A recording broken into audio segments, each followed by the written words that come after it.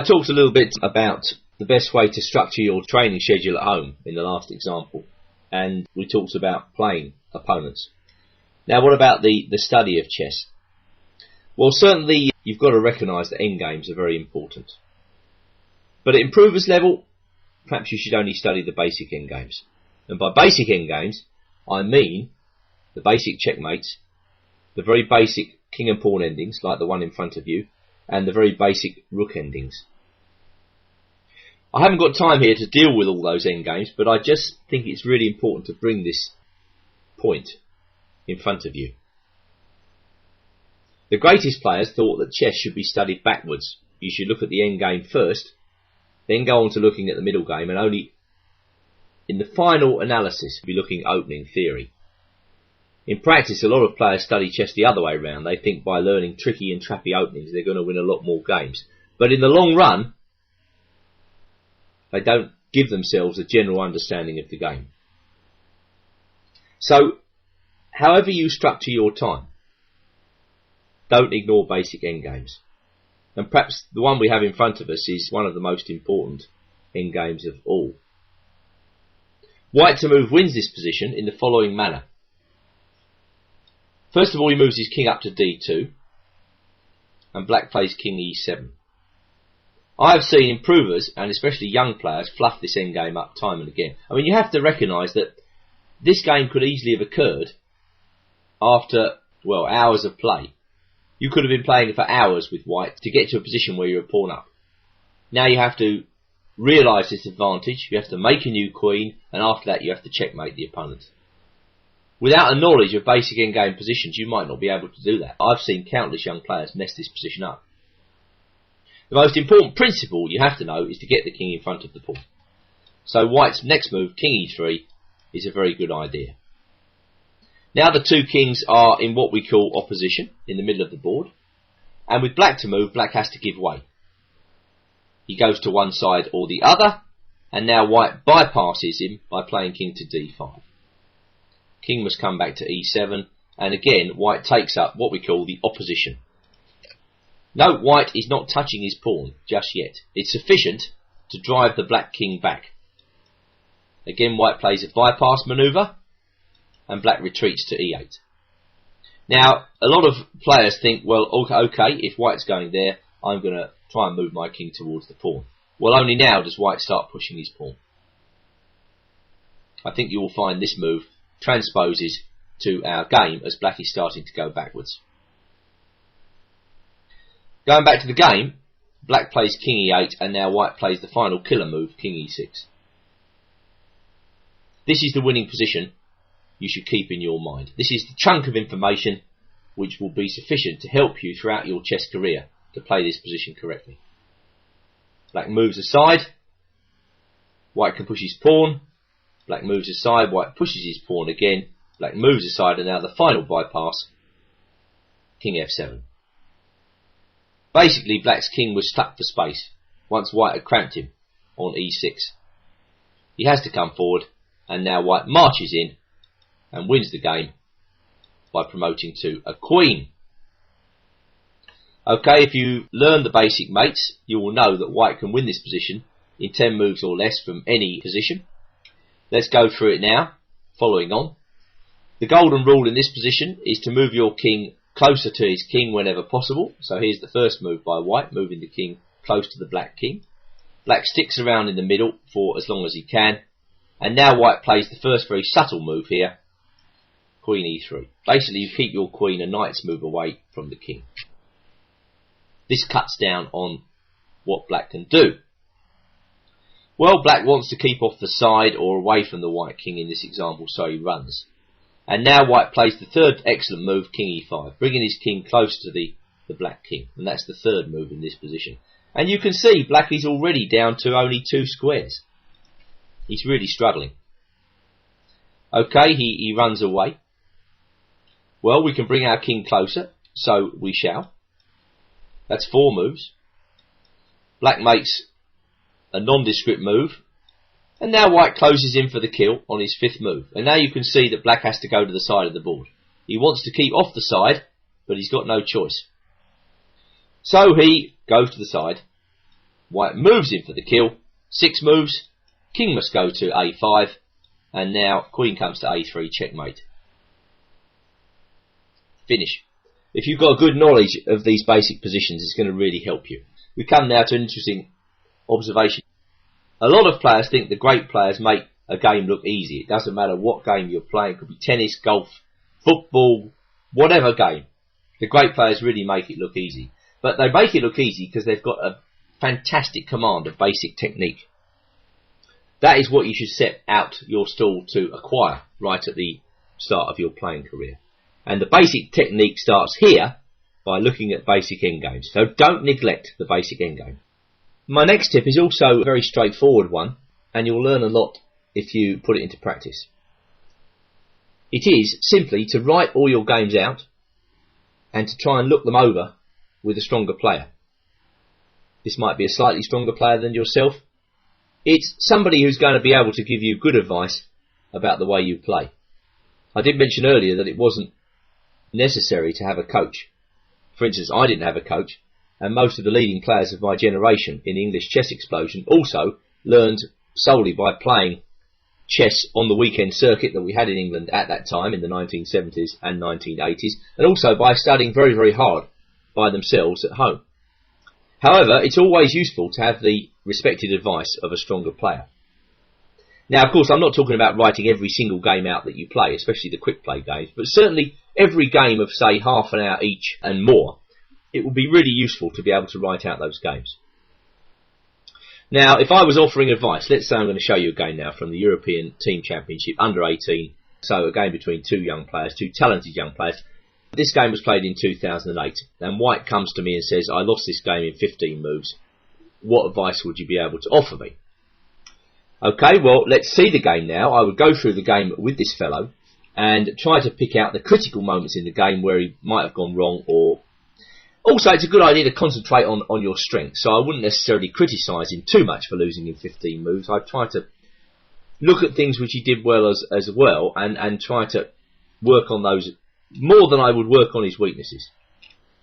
Anyway, we've got an opening here called the centre counter defence, where Black brings his queen out provocatively at the start. White attacks the queen, that's the main line move, and the queen moves out of harm's way. White pushes his pawn up to d4, Black brings the knight out to f6, and both sides go through a period of development here. Now White puts his bishop on a dangerous diagonal, setting up tactical ideas against the Black queen. So I would say to the White player, who's called Andrew Green, he's playing a player called Alyosha Tomazzini, that White was playing rather well in this position. He's played a dangerous idea, he set up tactical chances for himself, very good. And now Black plays a very interesting move, bishop to g4. This is interesting, it's a counter-attack against the White queen. It's also quite a provocative move, because Black is giving White a free move. The move f3. The question is, does White really want to make that move? So I'd probably stop Andrew Green at this point and I'd say, well, yes, that's a useful move, but were you happy about making it? Obviously, some weaknesses could be created on the king side when you make that move. You've got to think ahead when you make pawn moves. You can't just make pawn moves willy-nilly. They have consequences later on in the game. If he'd said to me, yes, I was happy making it because I was going to follow up with a knight development to e2, then I was going to bring my knight around to attack the bishop, I would say, great. You're playing with a plan. You're trying to hunt down this bishop on f5, and, well, you're playing aggressively as well, putting pressure on the opponent. So far, so good for White. I mean, I don't see there's anything wrong with what he's doing. Bishop comes back to g6. And now pawn up to h4. Well, now, I'm sure Green was happy making this move, but I would have said that if it had been me, alarm bells would have started to ring in my head before I made that move. You see, White is weakening his king side, and in particular that knight on g3 is unprotected. So this could give Black tactical opportunities. Now, it may be that White is threatening h5 in certain positions, which is an awkward move for Black to meet. But he may not be threatening it yet, number one. And number two, Black has the move queen c7, which immediately tries to take advantage of the fact that the White king side is weakened and the white knight is unprotected on g3. So I would say h4 is a very optimistic move. You can do it, but you must do it in the full knowledge of the risk you're taking. And you see already white has some problems in this position. He's got some problems because of this lousy move f3. If he plays his knight to e4, then I think black could take that knight, take again, and then play a very awkward queen check. And now we see that this move f3 wasn't so great after all. Going back to the game, green played an awkward looking move, rook h3. Black played bishop d6, again hitting the knight. And now I'd start to think that perhaps white's whole opening idea was a little bit ambitious. That f3 was good, moving the knight to g3 was good, but perhaps h4 was not the right thing to do. Well, green brought his knight to the middle. Black was happy to take that off. And now he completed his development with knight bd7. White took the bishop, and now played bishop g5. A truly awful move. Well, now I would want really a close analysis of why this blunder was made. Do you see why it's a blunder first of all? Black played queen b4 check. A fork. Winning the bishop on c4 for nothing. So I would really want to know why this move was played. Green seems to me to be a rather optimistic player. Did he really think that moving his bishop to g5 was going to worry the opponent? Probably he was thinking to himself, okay, the guy's going to cast on the queen side, and after that he's in an awkward pin. But really, did he give any thought to the fact that black might have some tactical ideas in this position? So I would say to green, look, you've got some talent, but you have a tendency to view your position a bit too optimistically. If we just go back to the critical positions in this game, and the first of these arose after bishop g6, probably in this position you should just have simply played a move like bishop b3 to protect this pawn on c2, to prepare the move queen e2, and after that to cast on the queen side. That would have been a good way, and once you've cast on the queen side you can start to think about pushing your king side pawns. And in the final position after queen takes d6, I would have said, look, you've got two bishops. Okay, your position on the king side is not ideal, and he is attacking this pawn on d4. Was it not now time for a modest move like c3, and only then can you go on to exploit perhaps your advantages in this position? So green is over-optimistic, and he tends to rush in certain positions. He should be a bit more patient. That's what I would have told green, and I would have hoped that would have been useful to him.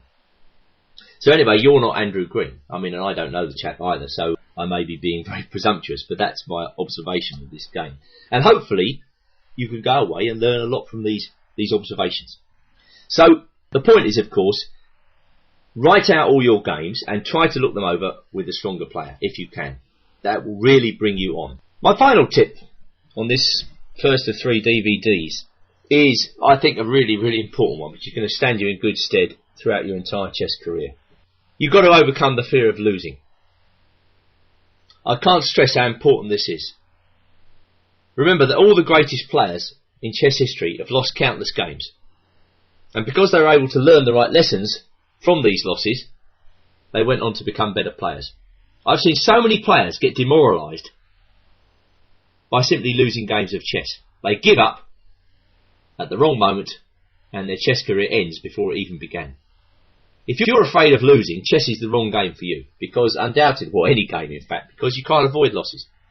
You've just got to make sure that you learn from your losses. It really is as simple as that. And for some reason, this is like a mental block for a lot of people. They don't learn from their losses. So, if you can overcome the fear of losing, you make a giant step forward in your chess understanding. This will also free your game up a lot, and it enable you to play a lot more openly, and to maybe take a few risks when you would have taken risks, and to fight harder. So, the tip is clear. Alright, now one grandmaster who certainly doesn't fear losing is the Danish grandmaster, Johnny Hector. This guy is willing to embrace risk in his games. He's willing to play all manner of crazy openings, Gambit openings, especially with black, are his speciality, and he's willing to play them against the strongest players in the world. Such an approach can lead to disaster, as we're about to see here in a game he played in Denmark in 1992 against the world-class grandmaster Mikhail Gurevich. But it could also lead to many successes. It also means that Hector is enjoying chess, and that is the main thing. If you overcome your fear of losing, you also start to enjoy chess a lot more. A lot of players absolutely hate chess because they really don't like the feeling inside them when they lose a game. Okay, well again, it's a very unhealthy situation, that one. Try to steer around that problem. Well, Gurevich is known as a classical player, a man of great erudition, and a true connoisseur of chess. So to play in this unorthodox manner with black is very bold. But Hector does not want for courage. And the idea of Queen A5 is to prevent White for the time being from playing D4.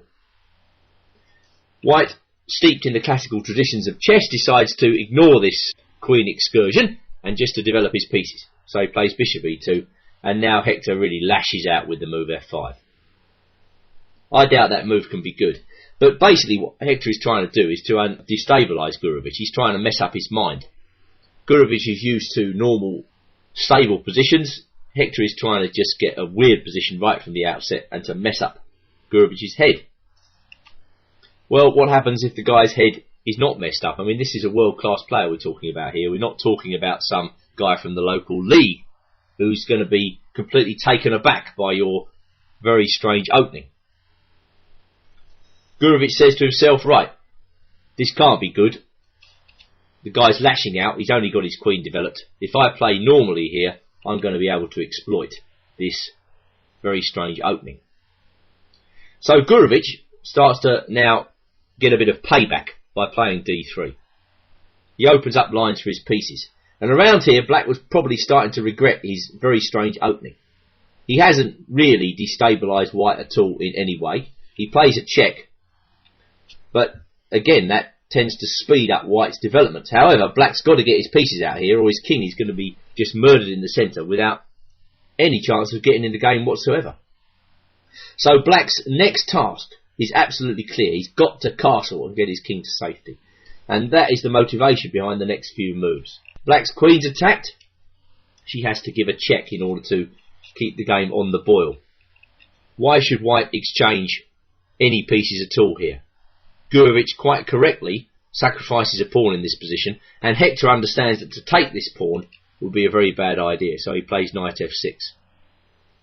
Basically, white is trying to turn the game on its head here, whereas black was trying to get a quick attack right from the outset. Now it's white who's sacrificing the pawn, and he's trying to give Hector a taste of his own medicine, to be honest. Well, black could have grabbed this pawn, but white calmly goes king f1. And I can't really see any escape for black in this position. He's only got his queen out. His king is still stuck in the middle. Yes, white has had to put his king on f1. But white is threatening all sorts of things. He's threatening knight takes h7. He might be threatening bishop takes h7. He might be threatening a move like rook bishop d4. That's an interesting move, because if black takes the bishop, we get bishop g6 check, and white wins the queen with discovered attack. He might be threatening rook c1. A horrible position for black. So black played knight f6. White castled. Black castled. Well, okay, at this stage black starts to breathe a sigh of relief. But he still hasn't solved all his problems, because white is massively ahead in development. And an advantage in development means that you can start the attack. So this is what white does. Knight c e4 threatens to exchange off a defender of the black king. And after knight takes e4, bishop takes e4, white's renewed the threat to h7. Hector plays boldly, h6. Bishop h7 check, driving the king into the corner. And now bishop c2. A really excellent move with the threat of queen to d3.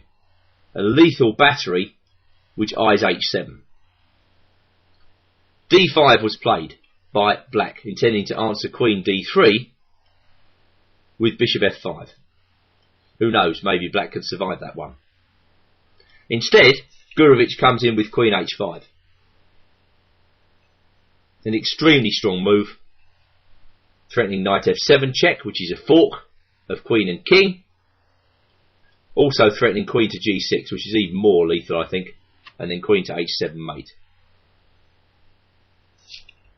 Bishop d6, a humorous interlude. If knight f7 now, black will take it and checkmate white on h2. This is not what the doctor ordered. So Gurevich takes a small time out to block the black attack, and black's still left with these pieces undeveloped on the queen side. He can't get rid of them. Queen f6 was answered by knight h7, and queen f3, a counter-attack on the white queen, by queen h4. White's first threat in this position is knight takes rook. His second threat, perhaps even more dangerous to black, is bishop takes h6, completely demolishing the pawn cover around the king. Hector's optimism has led to a disastrous position. He rushes to get his pieces out on the queen side, but bishop takes h6 is just a crushing move, destroying the last defensive remnants of pawn cover around the king. King g8, what a horrible move to have to play. But of course, if he goes pawn takes bishop, queen takes pawn, king g8, getting out of the way, knight g5, wins all black's pieces. White's threatening the queen, he's also threatening queen h7 mate. Very clear cut. So going back to bishop takes h6, king g8 only move, knight g5, it really is completely hopeless. Bishop e7, bishop takes g7. And in this position, black had had enough of the pounding and decided to stop the clock. But Hector, well, okay, he got crushed in this game, but for every game he gets crushed, he wins 9 games. He wouldn't be a strong grandmaster if that weren't the case, but he probably learned a valuable lesson in this game, that you can't just go lashing out against world-class players and get away with it. You've got to restrict your optimistic approach when you play against these great players. Nevertheless, the point is made, and that brings volume 1 of this series to a close. You will make a big step forward if you overcome the fear of losing. You'll enjoy chess a lot more too. And that is what it's all about. Thank you for watching.